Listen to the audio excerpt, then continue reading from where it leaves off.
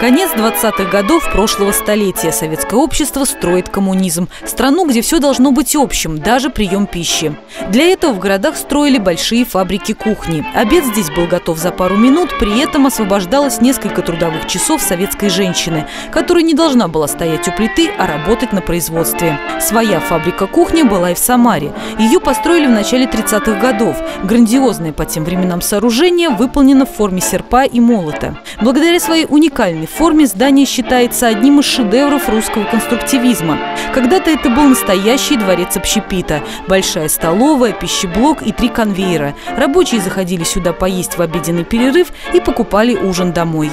Вот отсюда, значит, пища подавалась в этот серп, а здесь готовился. Это четкое разделение этих процессов.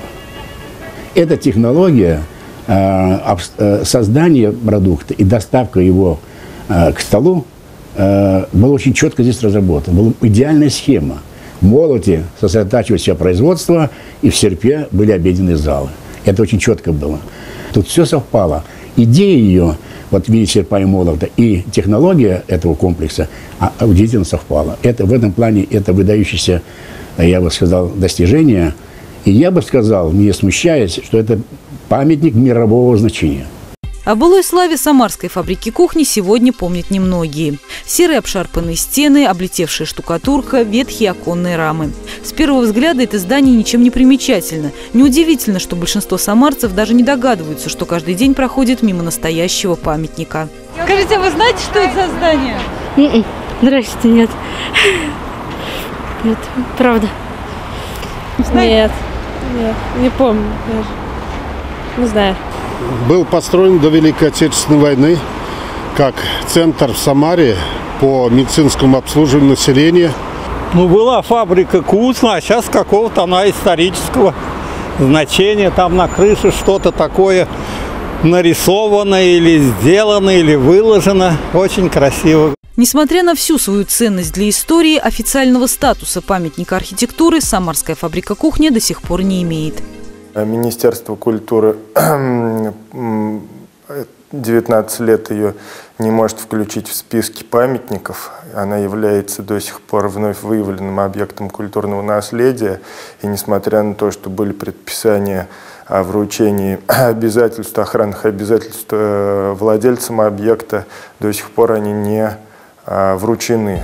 Здание неоднократно меняло владельцев. После очередной перепродажи памятник эпохи конструктивизма попал в собственность московской компании. И якобы сначала здание хотели реконструировать. В 2008 году даже разработали проект. Но на деле выяснилось, что у собственника совсем другие планы.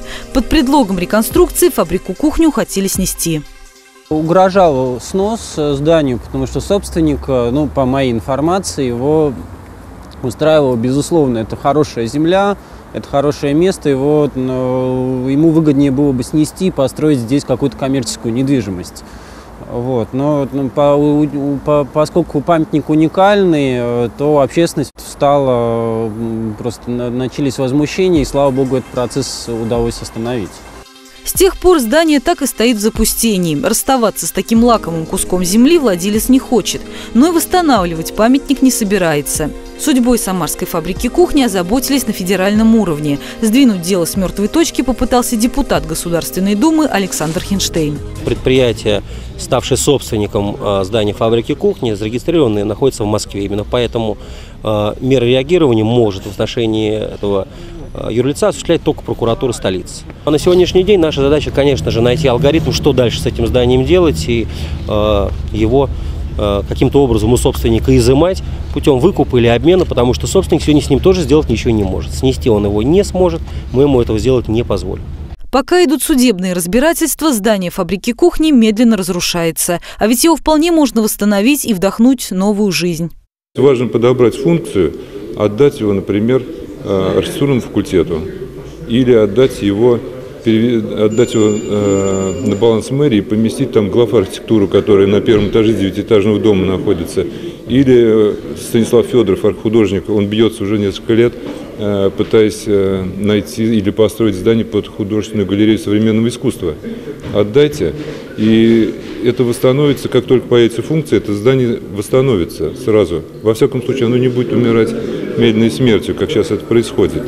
Как мог бы выглядеть большой выставочный зал в здании фабрики кухни, подробно описал в своей диссертации молодой самарский ученый Александр Исаков. На изучение истории памятника архитектуры он потратил больше 2 лет.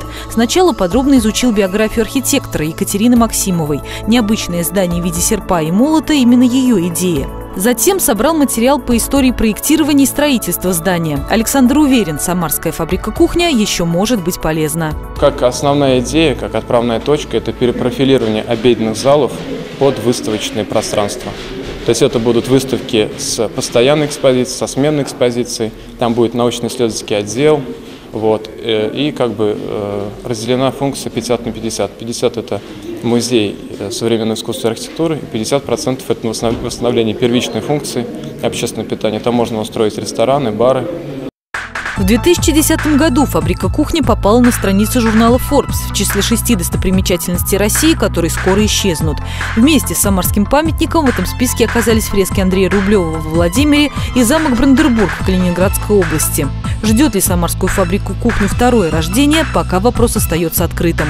Но защитники культурного наследия надежду не теряют. Лучшие архитекторы города готовы приложить все усилия, чтобы спасти умирающий памятник архитектуры.